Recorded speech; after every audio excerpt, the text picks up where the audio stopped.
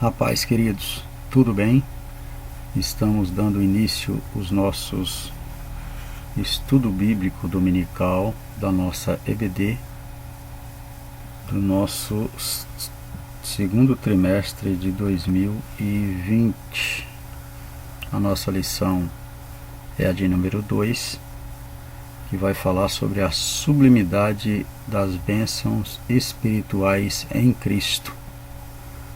Nossa lição de adulto do dia 12 de abril de 2020.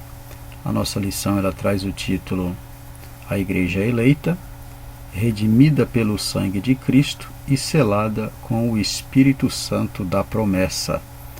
Essa é a lição de número 2, tá certo? Nosso objetivo geral da nossa lição, nós vamos esclarecer as bênçãos espirituais concedidas por Cristo. As bênçãos espirituais concedidas por Cristo. Nós temos aí 3 objetivos específicos, que são os tópicos da nossa lição. Primeiro tópico, nós vamos refletir respeito da nossa nova posição em Cristo. Vamos evidenciar a realidade de uma vida cristocêntrica neste mundo, importante entendermos isso, e vamos explicitar que o Espírito Santo desempenha importante papel no plano da salvação, tá bom? Então esses são os nossos objetivos da nossa aula de hoje. Nosso textuário vai nos dizer o seguinte: Bendito o Deus e Pai de nosso Senhor Jesus Cristo, o qual nos abençoou com todas as bênçãos espirituais nos lugares celestiais em Cristo. Efésios, capítulo 1, versículo 3. Verdade prática. Deus nos elegeu em Cristo antes da fundação do mundo para que desfrutássemos das bênçãos espirituais. Portanto, entendemos que a bênção para ser desfrutadas, as bênçãos espirituais para serem desfrutadas para aqueles que estão em Cristo, aqueles que foi eleito, que foi escolhido. Deus os elegeu ou nos elegeu, mas como? Em Cristo. Essas bênçãos estão disponíveis para aqueles que estão em Cristo Jesus. Nossa leitura bíblica em classe se encontra no livro de Efésios, no capítulo 1, versículo 3 e o versículo 4, depois versículo 9 ao 14. Não vou estar lendo para ganharmos tempo. Vamos prosseguir a nossa videoaula. Aconselho que você leia esse texto. A leitura bíblica em classe ela é esclarecedora para o entendimento da videoaula. A introdução da nossa lição. Nesta lição vamos abordar a grandeza e excelência e a perfeição do projeto divino para conceder bênçãos espirituais aos seus escolhidos. Então, podemos já perceber que nós vamos estudar a excelência, a grandeza da excelência de um projeto divino para conceder bênção para aqueles que Deus o escolheu. Então, nesta imagem aqui, nós representando aqui as bênçãos espirituais para aqueles que estão em Cristo. Desde a eternidade, aprove Deus executar um plano de restauração e reconciliação com a humanidade caída. Então, nós vemos aqui, após a queda da humanidade, agora Deus aprove ele a executar um plano. Não que a queda do homem pegou Deus de surpresa, não. Deus não é pego de surpresa. Deus já tinha um plano para o resgate e a reconciliação desta humanidade. Tá? Este plano Deus já tinha desde a fundação do mundo. Na cruz do Calvário, o seu Filho Jesus Cristo foi o homem enviado para este fim. Tá? Por isso que na carta o apóstolo Paulo se mostra profundamente agradecido pela revelação do ministério, ou melhor, do mistério, pela revelação do mistério que estivera oculto desde todos os tempos, ou seja, esse mistério que estava escondido, estava oculto desde todos os tempos, né, dizendo aí, representando aí Cristo, e agora revelada essa bênção, foi revelada agora sim. Nesta revelação ele veio para redenção, redimir, para salvar a humanidade. Ele nos convida a louvar e a glorificar a Deus pela sua bondade e misericórdia para com todos os pecadores. Tá bom? Deus teve misericórdia para com todos os pecadores e envia o seu Filho para morrer na cruz do Calvário. A nova posição em Cristo. Primeiro tópico, subtópico, a doxologia. E nós vamos falar o que é isso. No passado, estávamos perdidos e condenados à morte eterna, mas, por sua infinita graça, Deus nos outorgou em Cristo o privilégio da salvação. Então, estávamos perdidos, né? E a Bíblia fala que nós éramos, né, todos pecaram e estavam destituídos da glória de Deus. Agora Deus providencia em Cristo o privilégio de recebermos uma salvação. Após expor o versículo de abertura da epístola, né, do capítulo 1, versículo 1 e 2, o apóstolo Paulo apresenta uma sequência de textos que se caracteriza pela verdadeira adoração e bondade ativa de Deus, né? Ele começa pela frase: bendito o Deus e Pai de nosso Senhor Jesus Cristo, né? Então o apóstolo Paulo começa aqui falando sobre, né, a adoração. Então ele começa adorando assim: bendito o Deus e Pai de nosso Senhor e Salvador Jesus Cristo, onde bendito significa digno de louvor. Então ele já começa adorando, louvando, agradecendo, né, exaltando. O apóstolo dá sequência até o versículo 14 por meio de um maravilhoso tributo ao Eterno e suas muitas bênçãos concedidas aos homens. Então o apóstolo Paulo, né, ele dá sequência, né, no versículo, nesta leitura, até o versículo 14, ele falando das maravilhas e atribuindo a Deus, atribuindo ao Eterno Pai, né, as bênçãos que ele iria conceder aos homens. Nesse trecho bíblico, trata-se de um hino teológico de gratidão, caracterizado pela repetição do seguinte refrão: para louvor e glória da sua graça. Então ele aqui sempre está falando, né, para louvor e glória, bendito é o Deus, bendito o Deus Pai, ou para louvor da sua glória, aquele ao qual devemos adorar, está identificado na expressão Deus é Pai de Jesus Cristo, uma clara referência à Santíssima Trindade, com ênfase na natureza divina de Jesus, seu Filho. Então, o apóstolo Paulo, ele, continuando aí nos versículos 12 e o versículo 14, atribuindo a Deus louvor e agradecendo aí a Deus pela misericórdia dele, dando ênfase aí à natureza divina de Jesus Cristo, tá certo?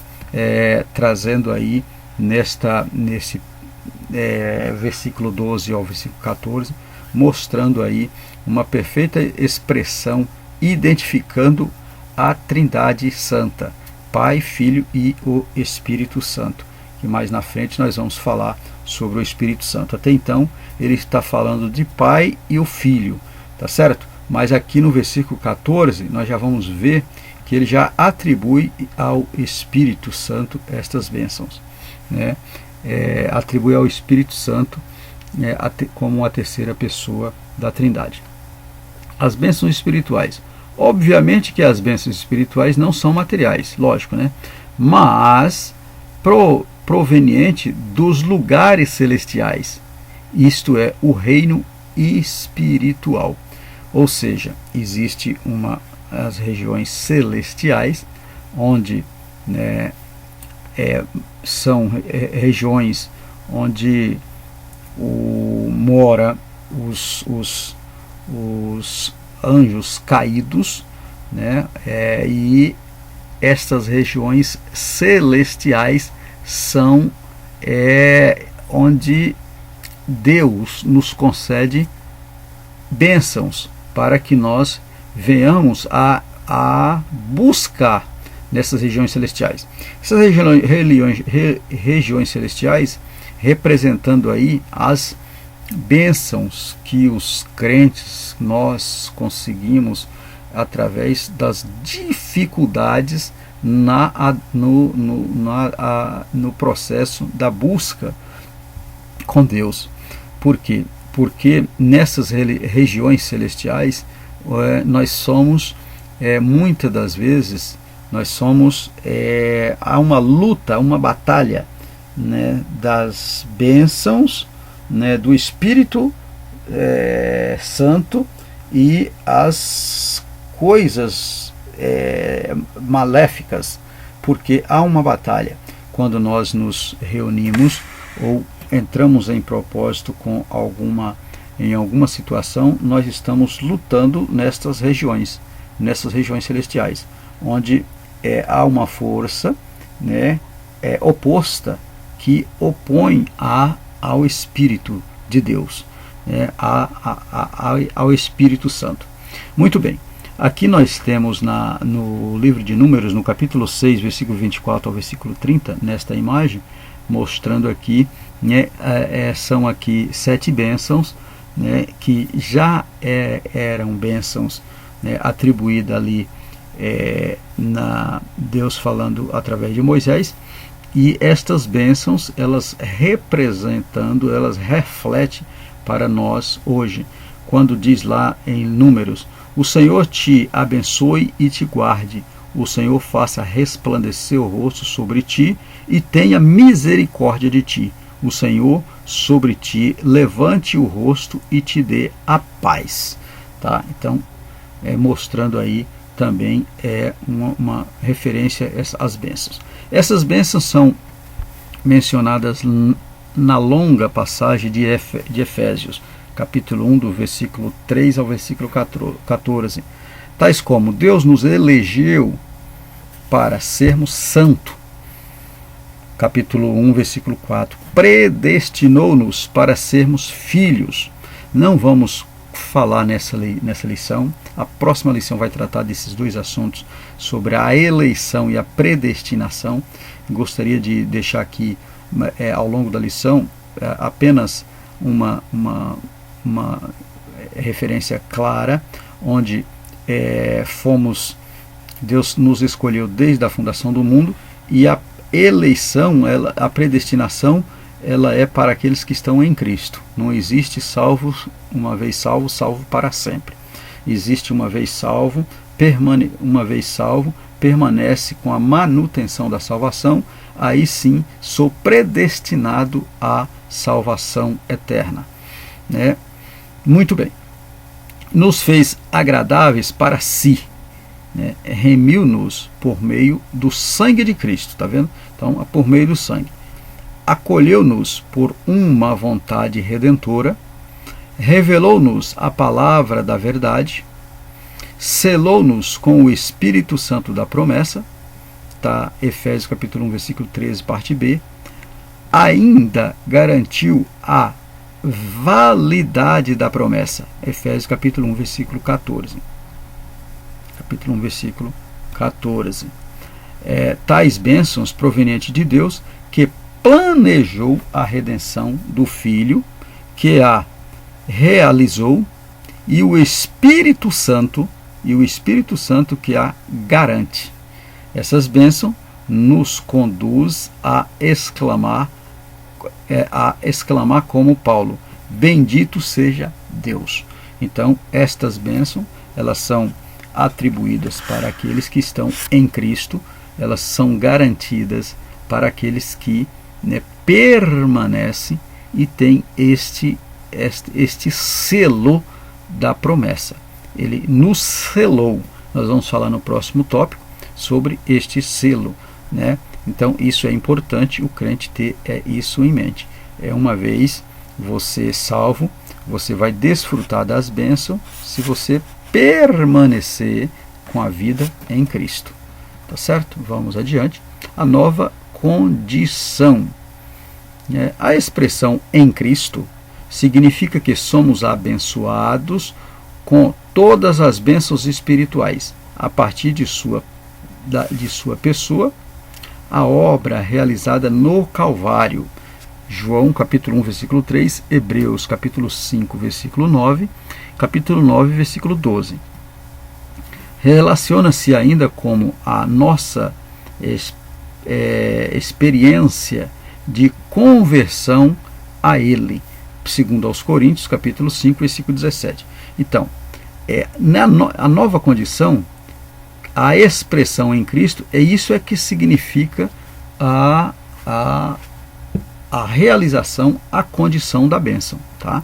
Então, as bênçãos de Deus em Cristo Jesus, né, aqui, esta imagem aqui, representando as bênçãos de Deus em Cristo, uma vez no Calvário, ele sofreu na cruz para realizar, para liberar as bênçãos, para liberar estas bênçãos, né, através dele, de Cristo, uma vez que nós, né, venhamos a crer. Então aí nós temos aí a conversão, e assim as bênçãos, elas irão fluir a partir deste momento. Essa nova vida é conferida somente para quem está em Cristo. Está vendo? A nova vida é conferida somente para aqueles que estão em Cristo. Isto é, o oposto da antiga vida em Adão, escravizado pelo pecado, Romanos capítulo 5, versículo 11 ao versículo 15, são referências para que você possa ler. Desse modo, não andamos mais em trevas, mas como filhos da luz. Então, uma vez, não andando mais em trevas, mas como filhos da luz, as bênçãos espirituais são liberadas para desfrutarmos. Tá certo? Continuando aí, portanto, nossa nova posição é caracterizada pela salvação em Cristo. E por isso, desfrutamos de todas as bênçãos advindos dessa redenção. Tá? Então, aqui existe uma condição para que essas bênçãos venham fluir, né? Então, nós temos aí um processo, né, que é um processo que ele vai sendo aperfeiçoado a cada momento que nós estamos conhecemos e permanecemos em conhecer o Senhor. E aí essas bênçãos espirituais, elas vão fluindo nas nossas vidas. O resumo desse tópico, podemos dizer que as bênçãos espirituais que os crentes ou o cristão recebem da parte de Deus possibilitam uma nova vida em Cristo e, portanto, devemos lhe ser agradecidos. Tá certo? Uma vez que nós desfrutemos dessas bênçãos, então nos restam a agradecer a Ele a todo momento por ter estas bênçãos. É importante entendermos que nós estamos falando aqui de bênçãos espirituais, não estamos falando de bênçãos materiais. As bênçãos materiais, elas irão fluir, né? O próprio Jesus falou lá no livro de Mateus, no capítulo 6, versículo 31, que nós precisamos buscar primeiro o reino do céu e a sua justiça, e que as demais coisas seríamos acrescentados. Seríamos acrescentados. Uma vez buscando o reino, buscando as bênçãos espirituais, as materiais são bênçãos que são acrescentadas para nós. Esta imagem aqui, ó, as 7 palavras da cruz de Cristo. Aqueles que têm a dificuldade de entender isso aqui, infelizmente não são participantes dessas bênçãos. Por quê? Porque lá na cruz, uma das primeiras palavras, e classificando aqui como a primeira, ele diz: Pai, perdoa-lhes, porque eles não sabem o que faz. Então, se você não tem a condição para perdoar, você não consegue receber bênçãos. Então, também a segunda palavra ele diz: em verdade te digo, que hoje estarás comigo no paraíso. Então ele perdoa aquele homem que estava sendo crucificado junto com ele lá, e no momento ele pediu perdão, o ladrão da cruz, mas naquele momento ele foi capaz de perdoar. Louvado seja o nome do Senhor. A terceira palavra, ele diz para aquela mulher: mulher, eis aí o teu filho, falando para Maria, e eis aí a tua mãe, falando para João, falando para Maria e para João, ali na cruz, ele já crucificado. A quarta palavra, ele diz também que ele diz em alta voz: Eli, Eli, lama sabachthani, Deus meu, por que me desamparaste? Você vai encontrar em Mateus capítulo 27, versículo de número 46, na cruz ali, ele enxerga, ele vê isso como se fosse um desamparo de Deus, mas depois ele diz que não seja a sua vontade, mas a vontade do Pai. No livro, em João capítulo 19, versículo 28 e o versículo 29, também ele teve sede, ele diz que ele tinha sede. A sexta palavra aí, ele diz também que ele diz que estava consumado. E a sétima palavra, ele espirrou, e aí o que aconteceu? Louvado seja o nome do Senhor. Em tuas mãos entrego o meu espírito. Ele diz: Pai, nas tuas mãos entrego o meu espírito. Muito bem. Segundo tópico aí, uma vida cristocêntrica neste mundo. A revelação do mistério. A frase descobrindo-nos o mistério da vontade significa a revelação da verdade que estava oculta aos santos de Deus. Essa verdade diz respeito aos decretos eternos que Deus planejara para a sua soberana vontade, com o propósito de salvar os pecadores. Então aqui, amados, capítulo 3, versículo 16 de João, ele diz que ele amou o mundo de tal maneira que deu seu Filho único para todo aquele que nele crê não pereça, mas que tenha a vida eterna. Este plano, ele já existia desde a fundação do mundo. Então Deus tinha esse plano de salvar a humanidade. Então esta redenção, esse mistério, ele estava ainda oculto aos santos, mas na hora na hora certa iria ser revelado, quando ele revela aí a pessoa de Cristo. Continuando a leitura, essa vontade divina é revelada segundo o seu beneplácito, isto é, de acordo com o que lhe agrada fazer, por amor e misericórdia.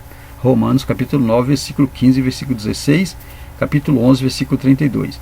Na sua vontade foi executada conforme o seu desígnio por intermédio de Cristo, para que o Filho em tudo tivesse a preeminência. Louvado seja o nome do Senhor. Está vendo? Então, este plano já existia. Esse plano tinha desde da fundação do mundo, e pela sua de acordo com a sua agradável, né, vontade, e a sua divina vontade iria ser revelada aos santos na medida da necessidade da humanidade, na preeminência de Deus. A sua vontade foi executada conforme o seu desígnio por intermédio de Cristo, né? Então, por intermédio de Cristo, ele executa aí o seu plano para a salvação da humanidade. A plenitude dos tempos é uma continuidade do tópico anterior.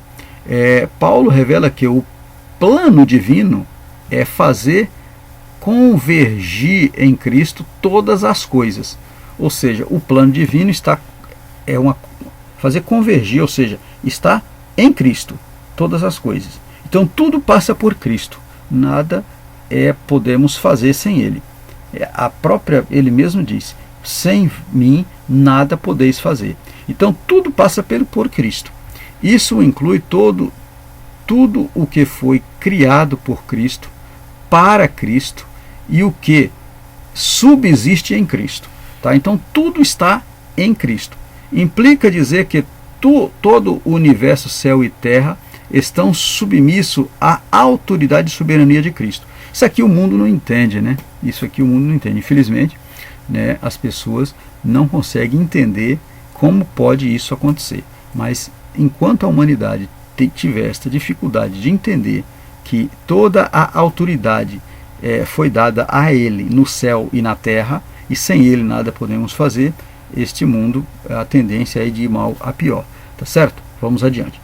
Nesse sentido, a ruptura provocada pelo pecado de Adão é restaurada completamente em Cristo. Tá? Essa declaração não tem conotação universalista. A ideia de que no fim todos serão salvos, mas que finalmente tudo será como Deus planejou. Cristo, a cabeça da igreja, e também a igreja e também a cabeça do universo. Tá certo? Efésios capítulo 1, versículo 21 ao 23. A dispensação ou a administração desse plano será na plenitude dos tempos. Tá? Aqui, a palavra grega para tempos não é cronos, né? Que traz a ideia de cronologia, mas kairos, que se refere aos tempos divinos.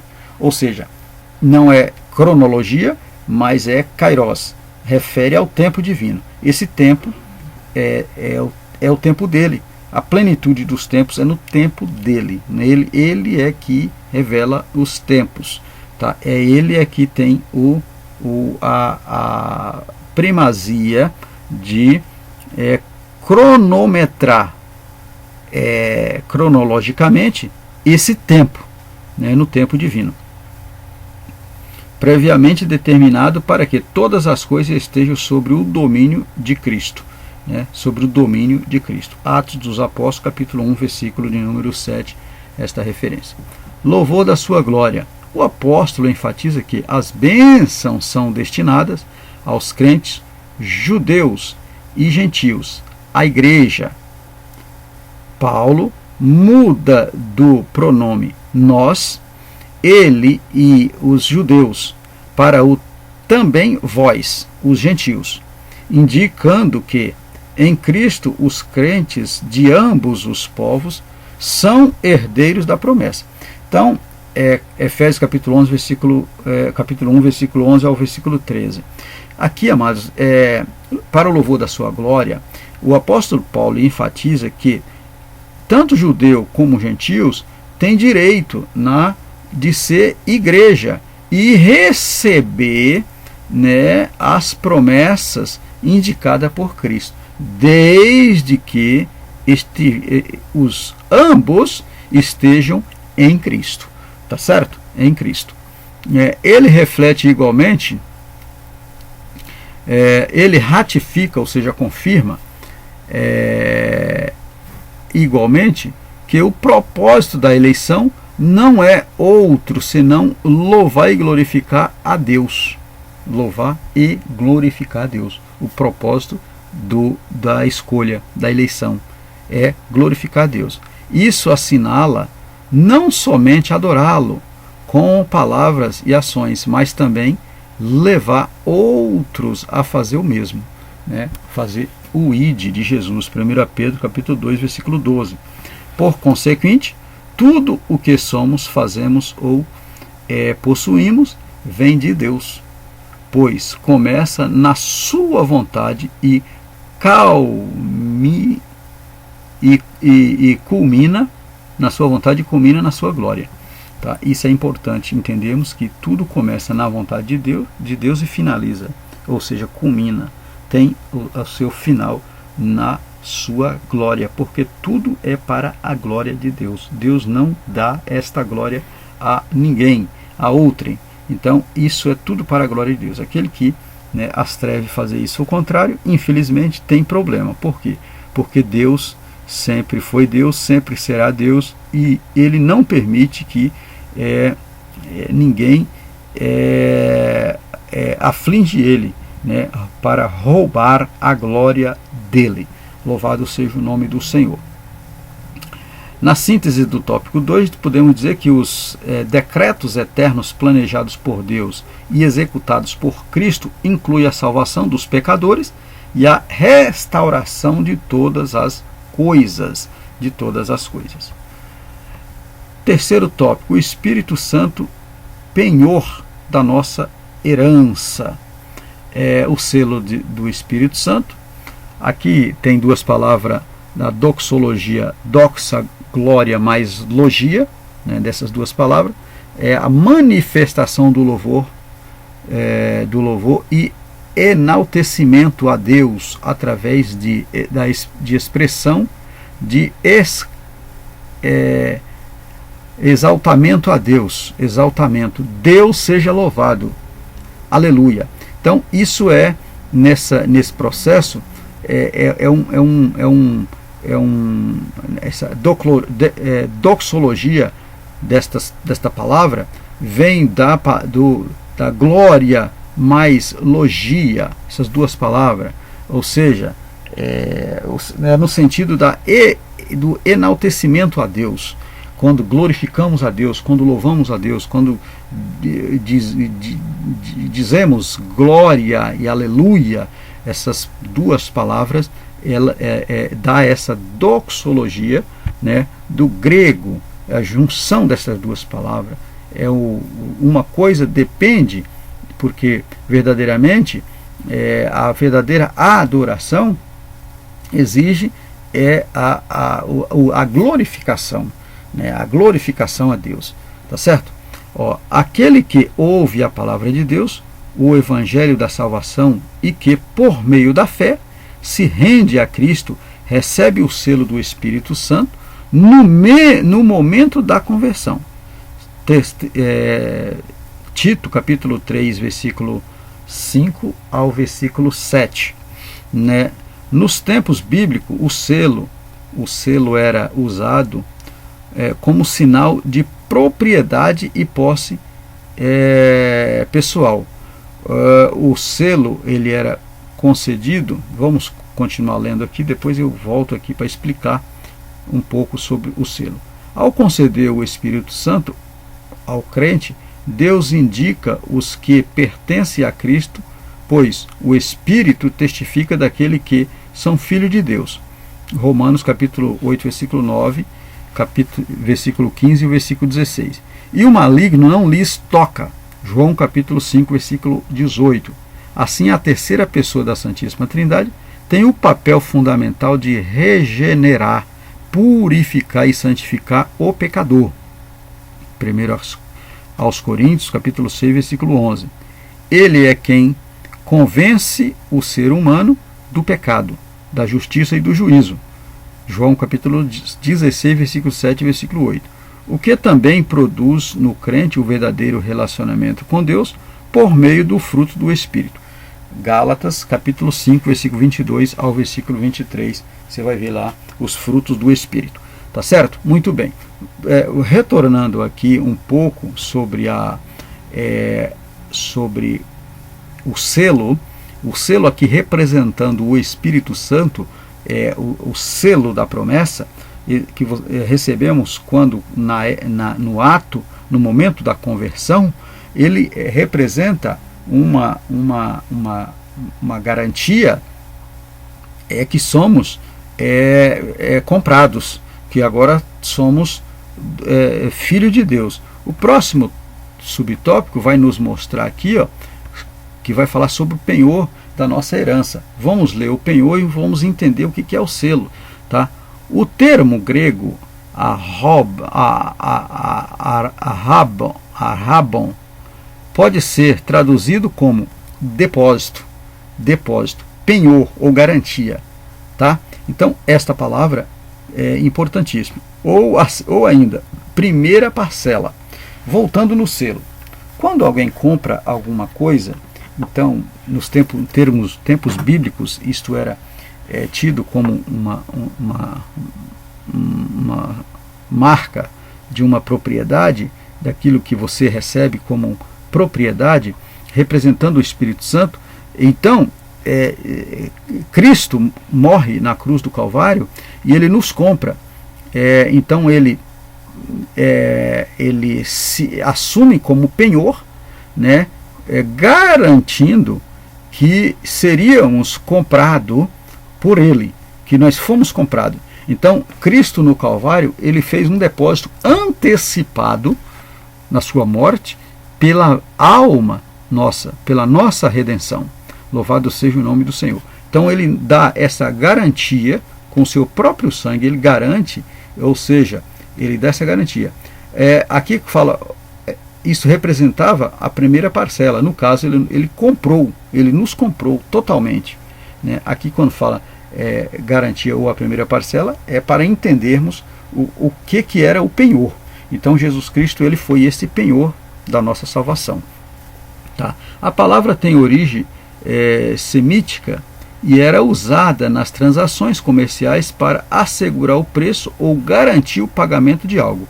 Né? Então foi o pagamento que Jesus Cristo garantiu para nós. Podemos concluir a nossa lição dizendo o seguinte: nesta porção da epístola aos Efésios, o plano divino revelado resulta na reconciliação do ser humano com Deus por meio de Cristo e na restauração de todas as coisas visíveis e invisíveis.